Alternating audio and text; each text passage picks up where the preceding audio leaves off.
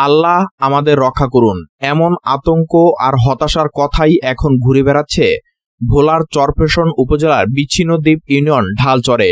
হঠাৎ করেই আঘাত হানে ভয়াবহ কালবৈশাখী ঝড়। মাত্র কয়েক মিনিটে সেই প্রলয়ঙ্কারী ঝড়ে পুরো এলাকা যেন এক লহমায় লণ্ডভণ্ড হয়ে যায়। দোকানপাট, ঘরবাড়ি, মাছের আড়ত সবকিছুই ক্ষতিগ্রস্ত হয়ে পড়ে ব্যাপকভাবে। স্থানীয় সূত্রে জানা যায়, আনুমানিক দুপুর 1টার দিকে হঠাৎ আকাশ কালো হয়ে আসে। এরপর শুরু হয় প্রবল বাতাস ও বৃষ্টি। মুহূর্তের মধ্যে সেই বাতাসের গতি এতটাই বেড়ে যায় যে মানুষ ঘর থেকে বের হতেও পারেনি।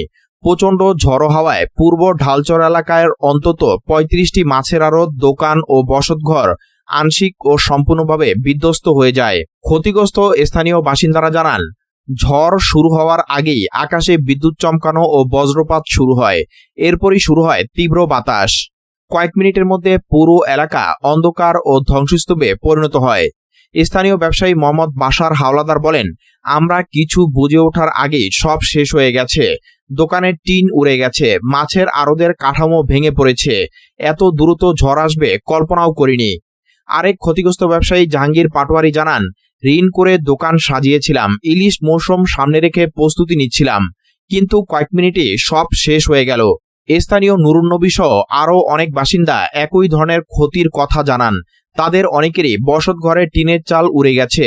কেউ কেউ ঘর হারিয়ে এখন খোলা আকাশের নিচে মানবেতর জীবন কাটাচ্ছেন। সবচেয়ে স্বস্তির বিষয় হলো, ঝড়ের সময় সবাই দ্রুত নিরাপদ আশ্রয় চলে যাওয়ায় কোনো প্রাণহানির ঘটনা ঘটেনি। তবে ক্ষয়ক্ষতির পরিমাণ অত্যন্ত ভয়াবহ বলে জানিয়েছে স্থানীয়রা। প্রাথমিক হিসাব অনুযায়ী ক্ষতির পরিমাণ প্রায় 10 থেকে 20 লাখ টাকার মতো হতে পারে বলে ধারণা করা হচ্ছে। তবে বাস্তব ক্ষতি আরও বেশি হতে পারে বলে আশঙ্কা করা হচ্ছে, কারণ অনেক পরিবার এখনো পুরো ক্ষতির হিসাব করতে পারেনি। ঢালচর এলাকার মানুষ মূলত মৎস্য শিকার ও মাছ ব্যবসার উপর নির্ভরশীল। অধিকাংশ পরিবারই ইলিশ মৌসুমকে কেন্দ্র করে এনজিও বা ব্যাংক থেকে ঋণ নিয়ে আড়ত ও ঘরবাড়ি মেরামত করেছিল, কিন্তু এই আকস্মিক কালবৈশাখী ঝড় তাদের স্বপ্ন ভেঙে দিয়েছে। অনেক ব্যবসায়ী এখন ঋণের বোঝা আর ক্ষতির চাপে দিশেহারা হয়ে পড়েছেন। একজন স্থানীয় বাসিন্দা বলেন, আমরা সমুদ্রের মানুষ, ঝড় বৃষ্টি আমাদের জীবনের অংশ, কিন্তু এমন ধ্বংস আগে কখনো দেখিনি। 1 মিনিটই সব শেষ। চরফ্যাশন উপজেলা নির্বাহী কর্মকর্তা রুমানা আফরোজ জানিয়েছেন, ক্ষয়ক্ষতির বিষয়টি খতিয়ে দেখা হচ্ছে। তিনি বলেন, আমরা ইতিমধ্যে স্থানীয় প্রশাসনকে নির্দেশ দিয়েছি ক্ষতিগ্রস্ত এলাকার তালিকা তৈরি করতে। দ্রুত একটি পূর্ণাঙ্গ প্রতিবেদন তৈরি করে জেলা প্রশাসকের কাছে পাঠানো হবে। ক্ষতিগ্রস্তদের জন্য প্রয়োজনীয় সহায়তা প্রদানের ব্যবস্থা নেওয়া হবে। স্থানীয় প্রশাসনের পক্ষ থেকে জরুরি ত্রাণ সহায়তার প্রস্তুতির কথাও জানানো হয়েছে।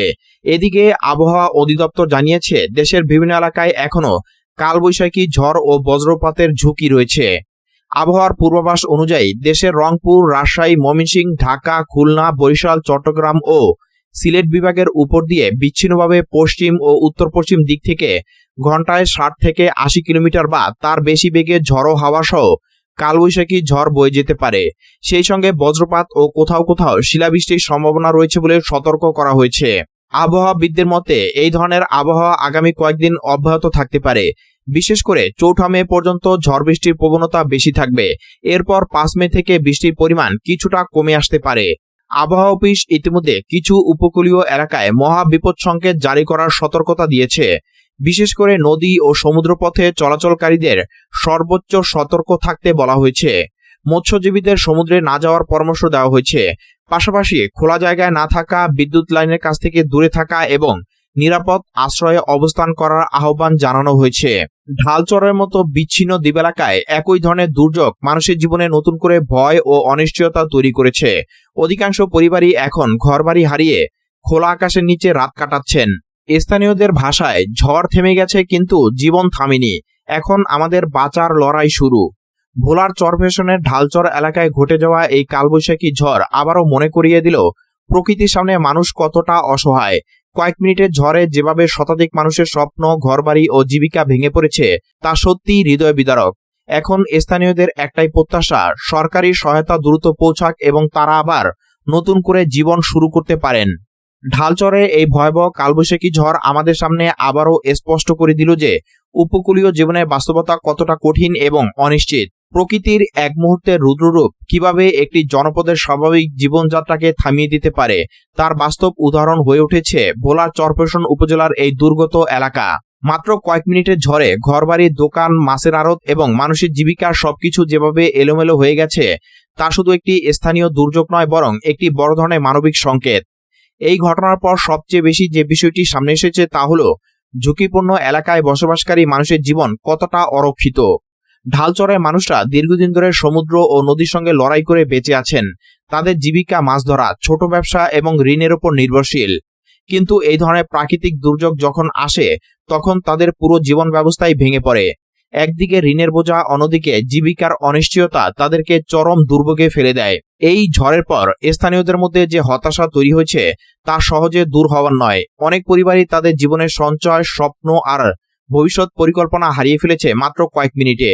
কেউ নতুন করে ব্যবসা শুরু করার সাহস হারাচ্ছেন, কেউ আবার ঘর পুনর্নির্মাণের সক্ষমতা নিয়েও সন্দিহান। এই মানসিক চাপ এবং অর্থনৈতিক সংকট মিলিয়ে পরিস্থিতি অত্যন্ত নাজুক হয়ে উঠেছে। তবে এই ঘটনার মধ্যেও কিছু গুরুত্বপূর্ণ শিক্ষা রয়েছে। প্রথমত, আগাম সতর্কতা এবং দ্রুত আশ্রয় গ্রহণের কারণে প্রাণহানি এড়ানো সম্ভব হয়েছে। এটি নিঃসন্দেহে একটি বড় সাফল্য। যদি মানুষ সময়মতো নিরাপদ স্থানে না যেত তাহলে ক্ষয়ক্ষতির পাশাপাশি প্রাণহানির ঘটনাও ঘটতে পারত। এটি প্রমাণ করে যে দুর্যোগ ব্যবস্থাপনায় সচেতনতা কতটা গুরুত্বপূর্ণ। দ্বিতীয়ত, এই ঘটনা আমাদের অবকাঠামোগত দুর্বলতাকে সামনে নিয়ে এসেছে।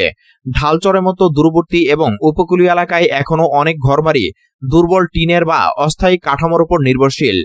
শক্তিশালী ঝড় মোকাবেলার মতো স্থায়ী অবকাঠামো সেখানে খুবই সীমিত। ফলে সামান্য ঝড়েও ব্যাপক ক্ষতি হয়ে যায়। ভবিষ্যতে এ ধরনের এলাকায় টেকসই ও দুর্যোগ সহনশীল ঘরবাড়ি নির্মাণ এখন সময়ের দাবি। তৃতীয়ত, যোগাযোগ ও পূর্বাভাস ব্যবস্থার কার্যকারিতা আরও বাড়ানোর প্রয়োজন রয়েছে। যদিও আবহাওয়া অফিস নিয়মিত সতর্ক বার্তা দিয়ে থাকে, কিন্তু অনেক সময় তা প্রত্যন্ত অঞ্চলের মানুষের কাছে দ্রুত পৌঁছায় না বা তারা তা যথাযথভাবে বুঝে উঠতে পারে না। স্থানীয় পর্যায়ে আরও শক্তিশালী সিগন্যাল সিস্টেম, মাইকিং ব্যবস্থা এবং কমিউনিটি ভিত্তিক সতর্কতা ব্যবস্থা গড়ে তোলা জরুরি। এছাড়া এই ধরনের দুর্যোগের পর দ্রুত পুনর্বাসন কার্যক্রম অত্যন্ত গুরুত্বপূর্ণ। শুধু প্রাথমিক ত্রাণ নয়, দীর্ঘমেয়াদে পুনর্গঠন প্রক্রিয়া নিশ্চিত করতে হবে।